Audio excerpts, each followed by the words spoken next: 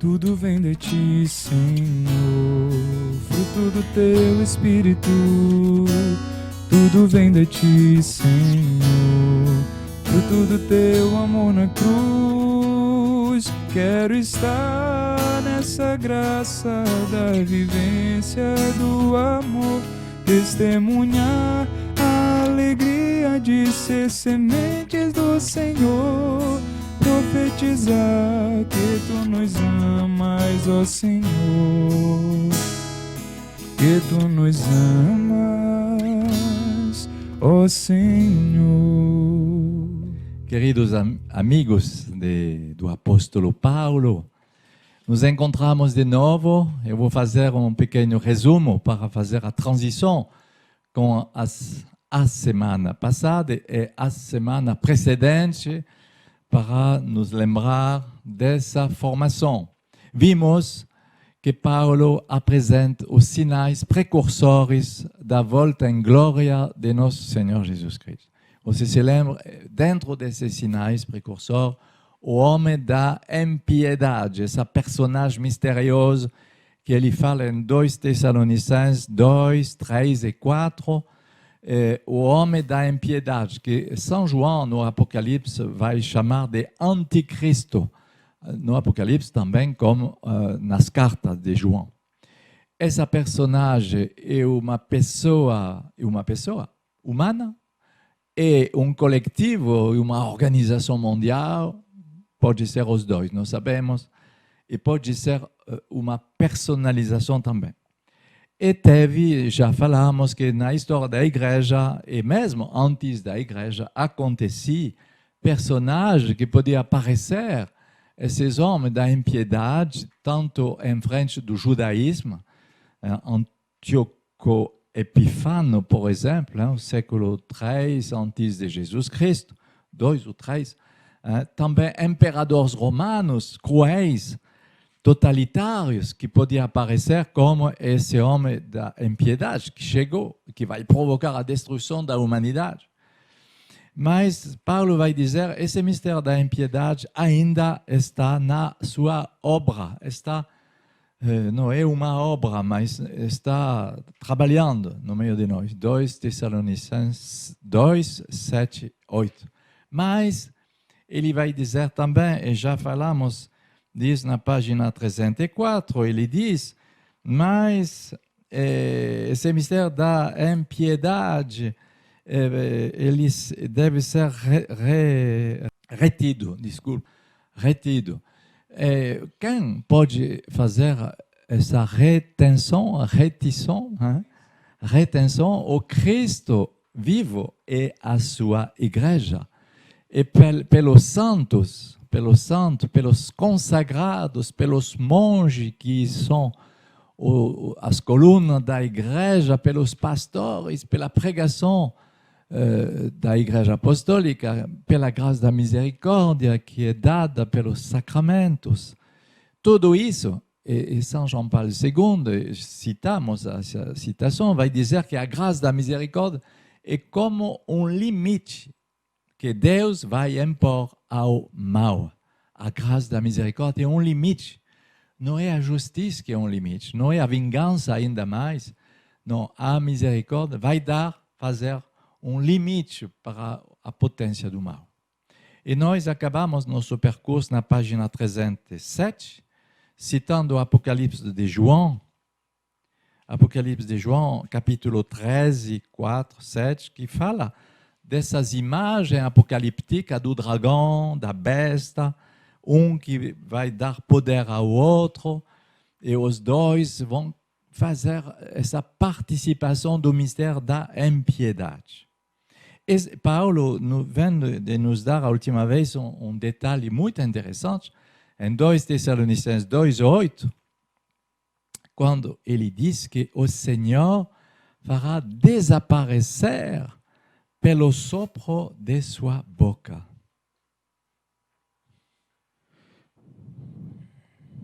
Então aparecerá o ímpio, aquele que o Senhor destruirá com o sopro de sua boca, e o suprimirá pela manifestação de sua vinda. Ora, A vinda do ímpio será assinalada pela atividade de Satanás, com toda a sorte de portentos, milagres e prodígios mentirosos, e por todas as seduções da injustiça, para aqueles que se perdem, porque não acolheram o amor da verdade, a fim de serem salvos. E por isso que Deus lhes manda o poder da sedução, para acreditarem na mentira e serem condenados. Todos os que não creram na verdade, mas antes consentiram na injustiça. Então, eu queria sublinhar, sobretudo, o sopro da boca de Deus que vai fazer desaparecer essa manifestação desse ímpio. Então, dizemos a última vez, será como uma nova Pentecoste, o Espírito Santo, que é o sopro de Deus, que é a rua, que é o vento, o Espírito de Deus.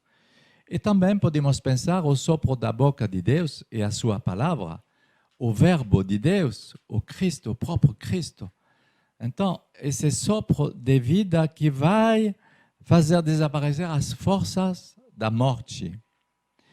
E foi assim que o próprio Cristo, Jesus, no início de seu ministério, quando ele foi tentado no deserto, ele resistia às tentações. Como? Como ele fez fugir o inimigo, o diabo? Como ele fez fugir o diabo? De qual modo? Com qual arma Jesus utilizou em frente das tentações no deserto? A sua palavra, a sagrada palavra, a sagrada escritura, que é a única arma ofensiva das armas espirituais, que Paulo vai fazer toda a lista dessas armas espirituais em Efésios 6, a partir do versículo 10. Todas as armas espirituais, e a única que são todas defensivas, a única que é ofensiva é a espada da palavra de Deus. Então, depois tem uma mudança de tom. Você ouviu a leitura que João Paulo fez, de 2 Tessalonicenses 2, 8 a 12, e depois, brutalmente, no versículo 13, uma mudança de tom, se podemos dizer, nessa carta. Nós, porém, sempre agradecemos a Deus por vós, irmãos queridos do Senhor, porque Deus vos escolheu desde o princípio para serdes salvos, mediante a santificação do Espírito e a fé na verdade, e por meio do nosso Evangelho vos chamou a tomar parte na glória de nosso Senhor. Deus vos escolheu desde o início. Então, significa que nesse combate, Deus conta conosco, Deus conta com vocês. E depois, justamente, nesse tom novo, então ele vai agradecer a Deus, irmãos bem-amados do Senhor, pelos santos, que são fiéis ao Senhor desde o começo, e que são sinais dos irmãos, das irmãs, que irão até o fim nesse combate, que não serão covardes, que não serão pessoas que vão desistir, que irão embora, né? E que são chamados para ir até o fim. É muito bonito de ver isso. Né? Mas então, é um envio de responsabilidade para nós, para os santos de Tessalônica, mas que significa nós que lemos essa escritura também somos nós, né? Que não devemos desistir, mas nas tribulações, como vamos ver depois, ir até o fim. Agora vamos ler os dois outros versículos, 2 Tessalonicenses 2, 15 e 17. Portanto, irmãos, ficai firmes, guardai as tradições que vos ensinamos oralmente ou por escrito. Nosso Senhor Jesus Cristo e Deus, nosso Pai, que nos amou e nos deu a eterna consolação e a boa esperança pela graça, animem os vossos corações e vos confirmem em tudo o que fazeis e dizeis em vista do bem. Bonito, hein? Essa palavra que é uma palavra de proteção, né? Ficai firmes, firme na verdade. As pessoas que querem ir embora são pessoas que não são firmes e que, se ela faz desse jeito, cada vez quer ir embora nas tribulações, elas não vão crescer na firmeza, porque vão recomeçar de zero a novidade. São pessoas que buscam novidades, sempre. E isso não vai fazer discípulo de Jesus Cristo. As pessoas desanimam o primeiro obstáculo, a primeira tribulação. Quando acontecem tribulações, provações, combates, que sejam interiores ou que sejam relacionais, que sejam exteriores, devemos dizer, Senhor, vem me ajudar a passar essa provação. Vem me ajudar a ficar firme. Ficai firme, guardando firmemente as tradições que vocês receberam de nós. De viva voz ou pelas cartas. Ficai firme. E depois ele vai consolar. Ele vai dizer que nosso Senhor, que vos amou e vos deu uma consolação eterna e uma feliz esperança, consola vossos corações. E o próprio Jesus que vai nos consolar. Mas nós não podemos buscar consolações afetivas, amizades, esse tipo de coisa, para viver uma vida confortável emocionalmente. Não, isso não é digno de um servo de Cristo, de um discípulo de Cristo. Precisa, em primeiro lugar, de buscar a firmeza interior. Não é a consolação. Depois, ele vai vos dar a consolação. Mas quem vai vos dar? Jesus Cristo. É o Pai que vos amou e que vai vos consolar por graça. É Ele que vai vos consolar. Não são as amizades que devemos buscar para ir até o fim. Não é isso, queridos irmãos. Em primeiro lugar, é de ficar firme na fé. Depois, as consolações serão dadas por Deus, por Jesus, pelos irmãos. Ele vai nos dar essas consolações que cada um precisa, cada um.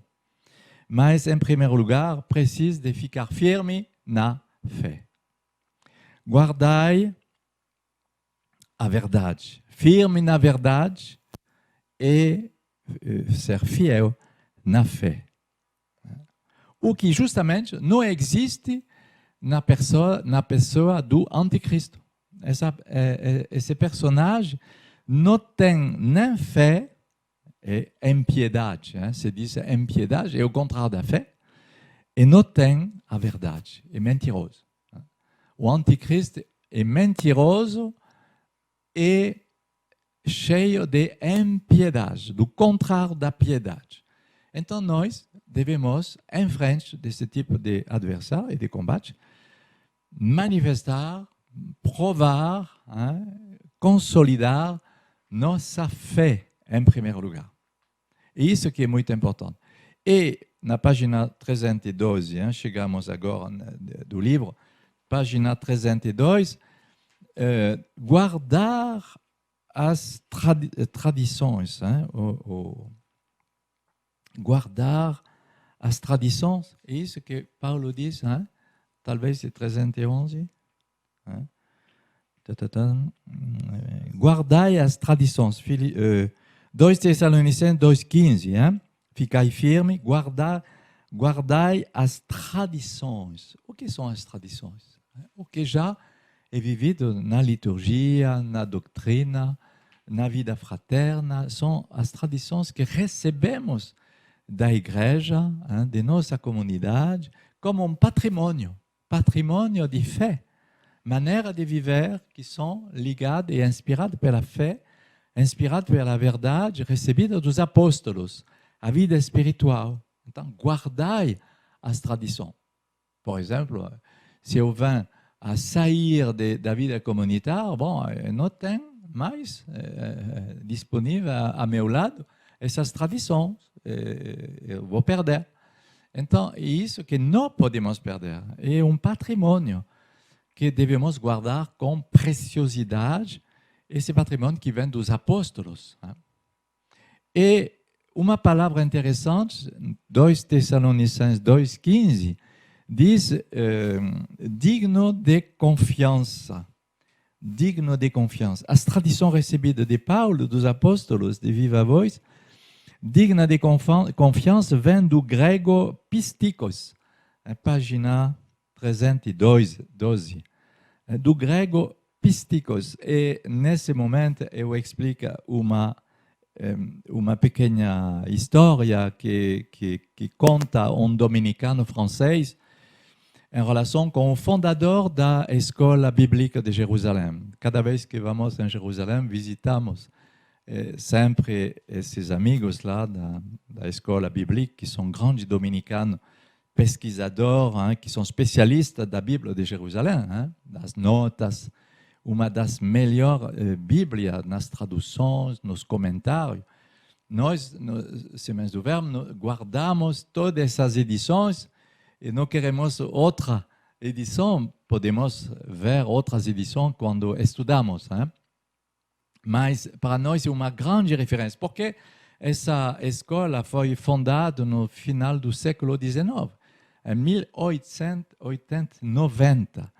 Pelo dominicano francês, Maria José Lagrange, Padre Marie-Joseph Lagrange, que fundou essa escola, essa grande escola que continua. E um dia ele passava no souk da cidade antiga de Jerusalém, que são pelos árabes que são comerciantes de várias coisas lá no centro da cidade. O mercado enorme nas ruas, ele passava lá e um dia ele descobriu um frasco de um perfume que se chamava Nardi Pistici. Nardi Pistici, um nardo de confiança. Por que era essa coisa? Um frasco fechado, sem tampa, não, fechado, completamente fechado de vidro, como uma ampola de farmácia, como um remédio precioso. E se chamava assim porque a pessoa, quando ela quebrava o perfume, se liberava, estava liberto, exalava. E foi exatamente a história de Maria de Betânia que vem quebrar esse frasco de perfume que é completamente selado, E então se chama nardo de confiança. E então é como isso que devemos fazer. Devemos guardar esse nardo de confiança que será a prova de nossa fé. Vamos depois ver que nossa fé será como esse perfume que faz uma confiança absoluta. A pessoa que compra não pode verificar. Não pode dizer, eu gostei desse perfume, eu vou comprar. Não, não tem como. Nos aeroportos, você percebe que você pode verificar o perfume que você quer comprar. Lá é um perfume de confiança. Como Maria de Betânia quebrou esse frasco para ungir os pés de Jesus, esperando que ele será um perfume dos melhores. 300 dinários que custava. E você se lembra que Judas oferecia Jesus por 30 dinários, um dízimo do valor desse perfume que ela investiu para ungir os pés de Jesus. 300 dinários. Isso mostra nossa confiança absoluta. Eu não sei como será exatamente esse perfume, mas ele é sinal de minha total confiança. Eu vou guardar uma total confiança em Deus, em Jesus. Acontece o que acontece, eu vou ficar nessa firmeza, nessa confiança absoluta, como esse perfume que é preso dentro desse vidro. Um dia, vamos ver a preciosidade desse perfume. Um dia ele vai se revelar. Podemos ler Maria de Betânia para nos lembrar um pouco esse testemunho de confiança. Marcos 14, 3, 9.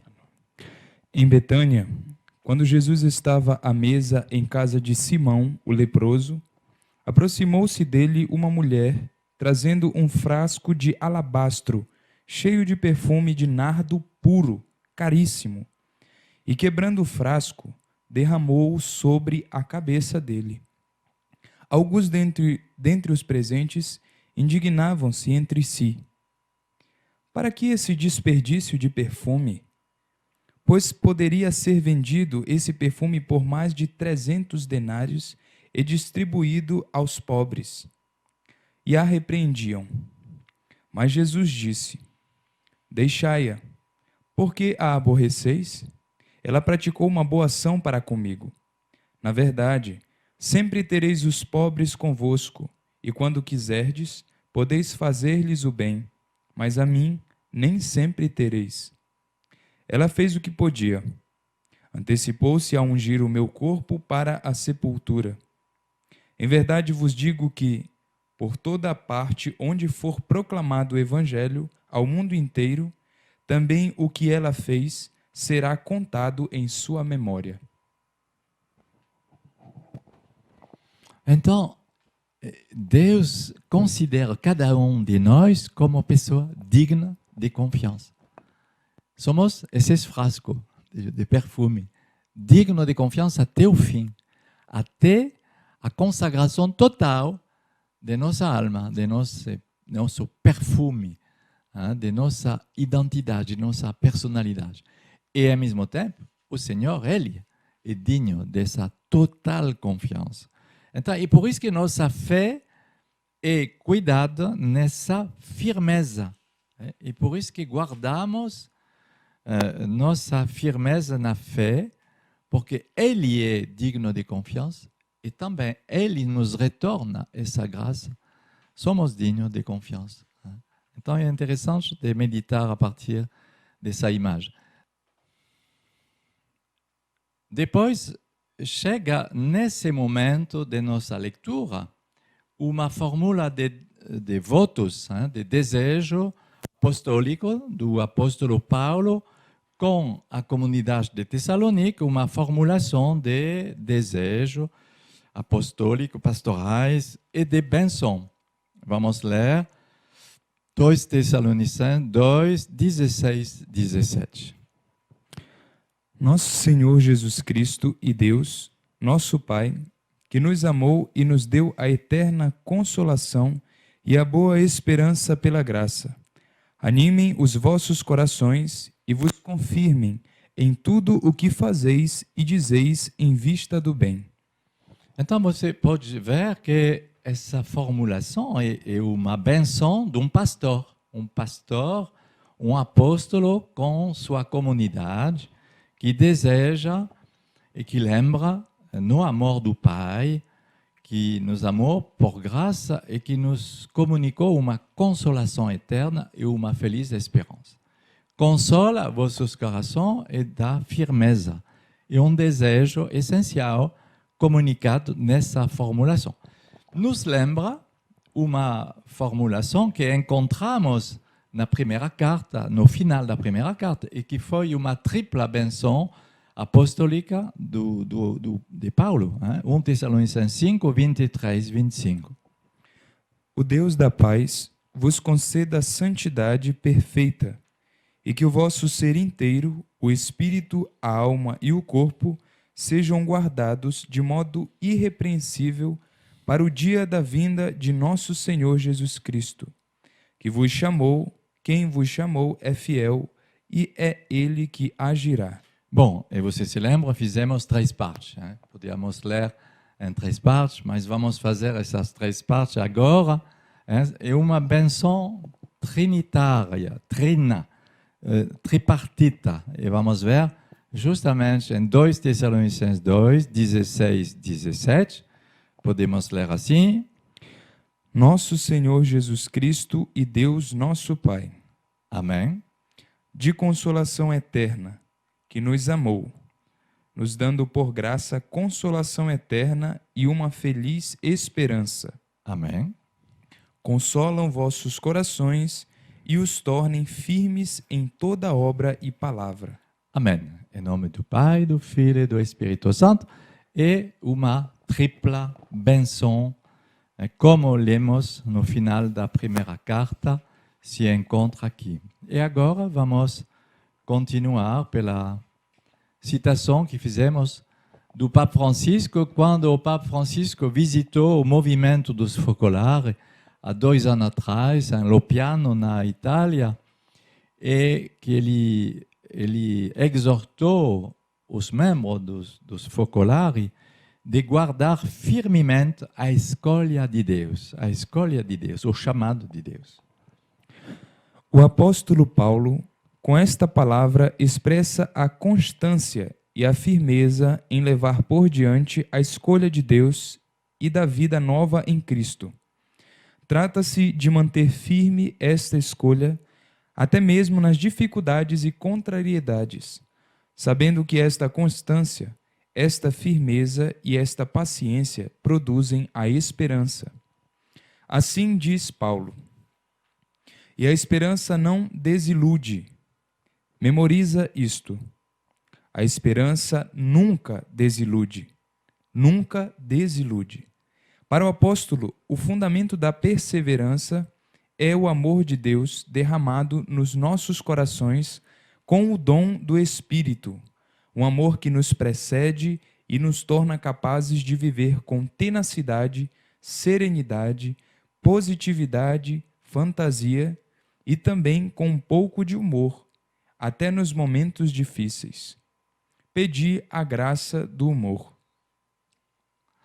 Então, o Papa Francisco sublinha essa importância de manter uma fé firme e manter a esperança nos momentos mais difíceis, para não perder a escolha que Deus fez conosco.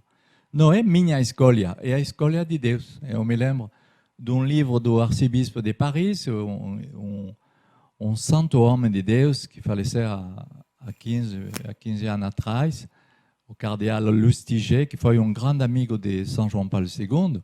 Ele era judeu, ele foi judeu toda a sua infância e adolescência, ele se fez batizar na adolescência e se tornou católico. E depois entrou no seminário e foi ordenado sacerdote e depois foi ordenado bispo e arcebispo de Paris. Esse judeu, que se chamava Aaron Lustiger, escreveu um livro do seu testemunho. Ele colocou como título A Escolha de Deus. Voilà.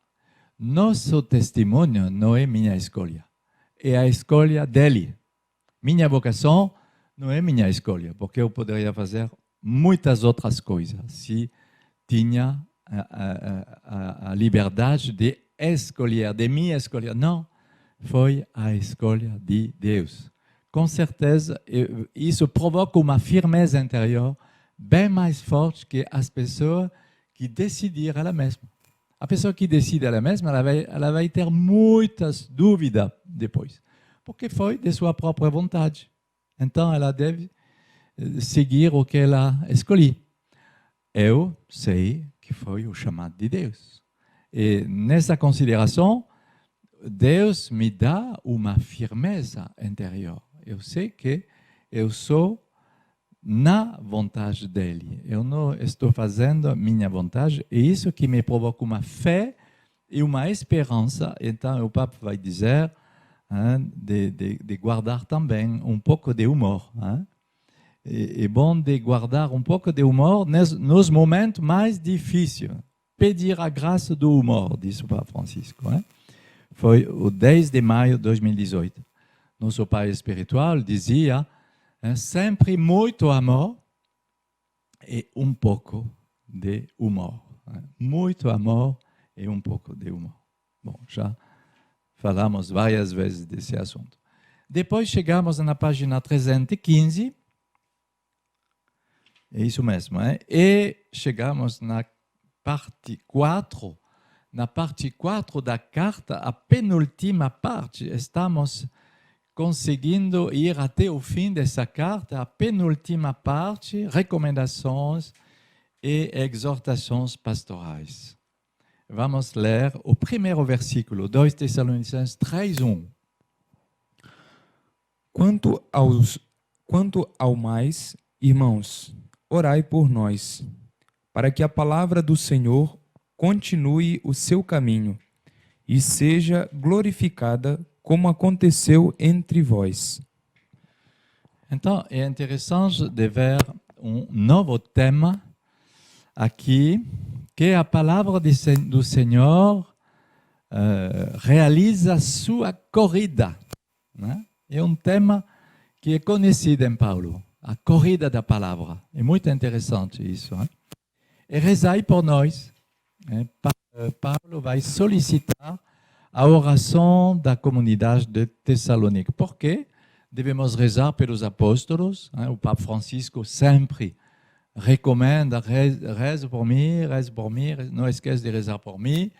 Bom, porque mais os homens de Deus são expostos, mais eles têm um ministério visível de responsável, de cabeça de um rebanho, mais eles são atacados.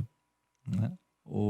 Os adversários são aqueles que vão, os pastores vão receber de seus adversários todas as defesas, flechas, combate, bem mais que o rebanho pode receber.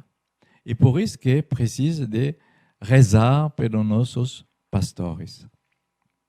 E depois ele vai dizer no versículo seguinte, vamos ler, que a palavra de Deus seja acolhida no meio das tribulações. Acolhendo a palavra com a alegria do Espírito Santo, apesar das numerosas tribulações. Voilà. E depois também tem um segundo. Alors, isso é uma citação da primeira carta, 1 Tessalonicenses 1:6, que você tem na margem, na margem. E depois 1 Tessalonicenses 2:13.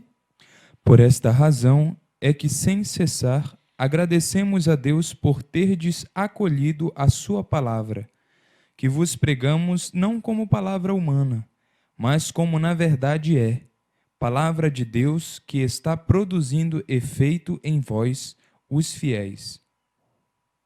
Então, bom, na primeira carta já também nos paramos sobre o tema da palavra, essa espada do Espírito, se fala também no início da corrida da palavra, vai voltar também essa nova forma de falar, depois na página 316, vamos ver essa dimensão da corrida da palavra que faz pensar um atleta que deve treinar, que deve se preparar, que deve ganhar a vitória. Mas antes vamos ler o comentário do Papa Francisco sobre a palavra, o que é a palavra de Deus. É interessante. A palavra de Deus precede e excede a Bíblia. É por este motivo que a nossa fé não tem no centro unicamente um livro, mas uma história de salvação. E, sobretudo, uma pessoa, Jesus Cristo, palavra de Deus que se fez carne. Precisamente porque o horizonte da palavra divina abrange e se estende para além da Escritura. Para a compreender de maneira adequada, é necessário a presença constante do Espírito Santo, que ensina toda a verdade. Então, esse comentário do Papa Francisco, não sei se isso vos inspira, mas é muito importante porque ele relata o que se passou no sínodo sobre, você se lembra, 2, 3 anos atrás, um sínodo sobre a palavra de Deus e evangelização no mundo. E foi bem sublinhado nesse sínodo que a palavra de Deus não é só conteúdo na Bíblia. A palavra de Deus ultrapassa, diz o Papa. Ela precede a Bíblia e ultrapassa a Bíblia. Ela transborda a Bíblia. Por exemplo, um sorriso de uma criança pode ser palavra de Deus para mim hoje. Uma palavra cheia de inspiração de meu irmão, de minha irmã, pode ser palavra de Deus muito importante para mim hoje também. Uma profecia, um conselho, um acompanhamento pode ser também muito revelador e importante por toda a minha vida. Então, a palavra de Deus não é presa só na Sagrada Escritura. Ela é na Sagrada Escritura, claro. Mas é por isso que devemos ser bem atentos na escuta do Espírito Santo. Ela não é unicamente um livro, diz o Papa, mas uma história da salvação. E, sobretudo, ela é uma pessoa, o Verbo, Jesus Cristo, palavra de Deus. E Jesus pode me falar de vários modos. O horizonte da palavra abraça e se abre a tantas coisas, se abre também o olhar que podemos ver da criação, quando assistimos ao pôr do sol, ao oceano, ao mar. E tudo isso é a palavra de Deus, que nos introduz na verdade toda inteira. João 16, 13. Agora, voltamos à corrida da palavra, como já falamos na página precedente, página 316, a corrida da palavra. Para que a palavra do Senhor continue o seu caminho. Voilà. Parece que ela é sempre em movimento. Com essa palavra, Paulo quer dizer que a palavra de Deus é sempre em movimento. Não é uma palavra estática, não é uma palavra que é parada, não é uma água parada. Ela é como um atleta que faz uma competição. E podemos ver justamente na primeira carta aos Coríntios, 1 Coríntios 9, 24 a 26. Não sabeis que aqueles que correm no estádio correm todos, mas um só ganha o prêmio? Correi, portanto, de maneira a consegui-lo. Os atletas se abstêm de tudo, eles para ganharem uma coroa perecível. Nós, porém, para ganharmos uma coroa imperecível. Quanto a mim, é assim que corro, não há incerto. É assim que pratico o pugilato, mas não como quem fere o ar. Então, Paulo vai se implicar, ele vai dizer, sou eu que corre, mas eu não corro para perder meu tempo, eu não corro para fazer coisa errada, eu corro para acompanhar a palavra. Finalmente, para ele, o que conta não é a corrida dele, é a corrida da palavra através dele.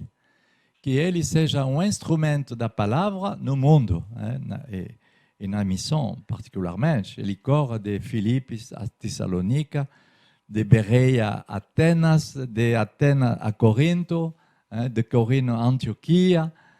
Sempre ele é esse veículo, esse instrumento da palavra de Deus. E podemos se pensar, hoje eu fui instrumento de qual palavra? Para quem?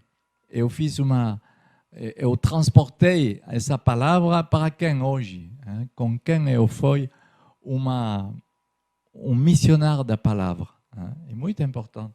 E Lucas, companheiro de Paulo, vai utilizar também essa maneira imaginária de falar da palavra. Atos 6, 7 e Atos 12, 24. E a palavra de Deus crescia. O número dos discípulos multiplicava-se enormemente em Jerusalém e considerável grupo de sacerdotes obedecia à fé. Atos 6, 7. E depois também em 12, 24. Entretanto, a palavra de Deus crescia e se multiplicava. Voilà. Sempre a palavra de Deus crescia e se multiplicava. Bom, podemos dizer, nós, sementes do Verbo, como podemos dizer isso? A palavra de Deus cresce quando? Quando tem um retiro, quando tem um final do ano sabático, quando tem uma missão de evangelização, podemos ver isso. Infelizmente, é um sacrifício, desde quase vai fazer um ano, de não poder participar dessas missões. É uma exigência, um sacrifício de não ver a palavra crescer, mas deveríamos, o Web TV é uma criatividade devemos encontrar outro modo para fazer crescer essa palavra que não é algemada durante esse tempo e que deve continuar seu crescimento e sua multiplicação. E que o Senhor continua de nos inspirar nessa criatividade. Que a palavra do Senhor realiza sua corrida. E depois vamos ler uma nova expressão também no versículo seguinte, 2 Tessalonicenses 3, 1 a 2. Que a palavra do Senhor continue o seu caminho, que sejamos livres de homens ímpios e perversos. Podemos pensar que não tem nada a ver. A palavra de Deus que realiza sua corrida e que cresce e que sejamos guardados desses homens que são perversos e maus. Porque ele vai dizer, a fé não é dada a todos. Quais são essas pessoas que são perversas e maus? Sinônimo de falso, que parece que são dentro dos irmãos, que é uma pena. Essa expressão é sinônimo de falso, de covarde. Pode ser também dos que são envolvido com os fariseus. Jesus, justamente, denunciava alguns fariseus como hipócritas. Pessoas que provocam situações dramáticas, que provocam divisões, que provocam transtorno. Eu coloquei na página 317 esse termo da hipocrisia que vem do grego hypocrites, que significa pessoa comédia, que faz um personagem, que tem uma falsa conduta, que é covarde, que dissimula, que não é unificada. É uma pessoa que é dupla, que não é justa, que é hipocrita. Então, essa expressão é muito dura e pode induzir justamente os irmãos de Tessalônica. O vocabulário de teologia bíblica, eu coloquei isso na página 318, o vocabulário de teologia bíblica vai dizer o mentiroso mente com seus fatos. Ele faz uma mentira nos atos. O hipócrita, ele mente contra seus sentimentos. Então, podemos ver a diferença entre o mentiroso e o hipócrita. O hipócrita ele faz uma mentira com seus sentimentos. E o mentiroso mente com suas ações. E Paulo vai dizer, a fé não é dada a todos. É engraçado de ver essa palavra, 2 Tessalonicenses 3:2, a fé não é dada a todos.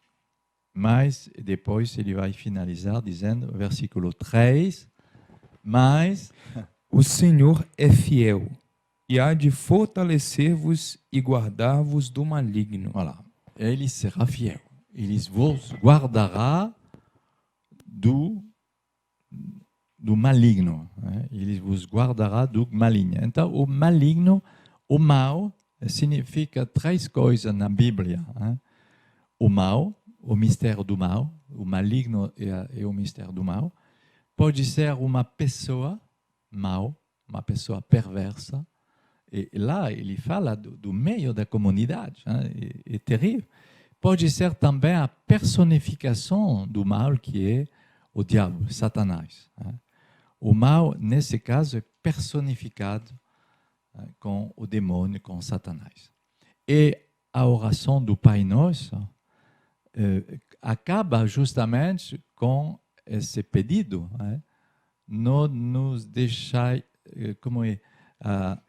não nos deixeis cair em tentação, mas livrai-nos do mal. Não nos deixeis cair em tentação, já é uma prevenção esse pedido, e livrai-nos do mal. Uma vez que a tentação foi não foi vencida, livrai-me, livra-me, Senhor, liberta-me do mal. Tirai o mal do meio de vocês. Ele vai dizer na 1 Coríntios 5, 8 também. Tirai o mal no meio de vocês. Isso é importante, de poder trabalhar contra essas coisas. E vamos ver, para concluir e continuar sobre o outro tema a semana próxima, mas vamos concluir com a palavra do Papa Francisco. Essa vez ele dirige a sua palavra com os escuteiros para falar da disciplina, finalmente, a disciplina do discípulo missionário. Papa Francisco foi na ocasião dos escuteiros em 2014.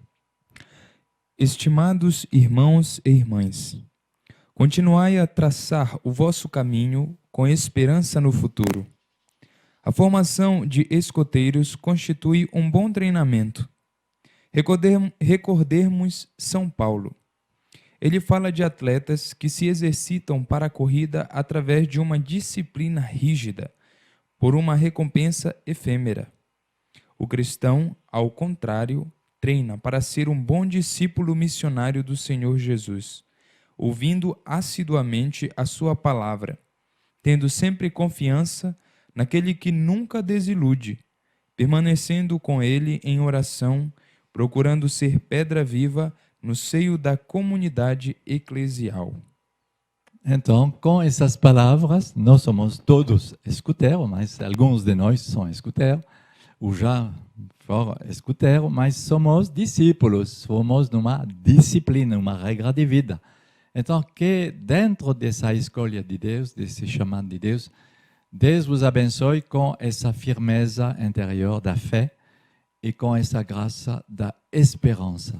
E isso que desejamos a cada um de vocês e a toda a nossa comunidade, família espiritual, nesse tempo de provação da pandemia, que guardamos essa firmeza da fé e uma feliz esperança.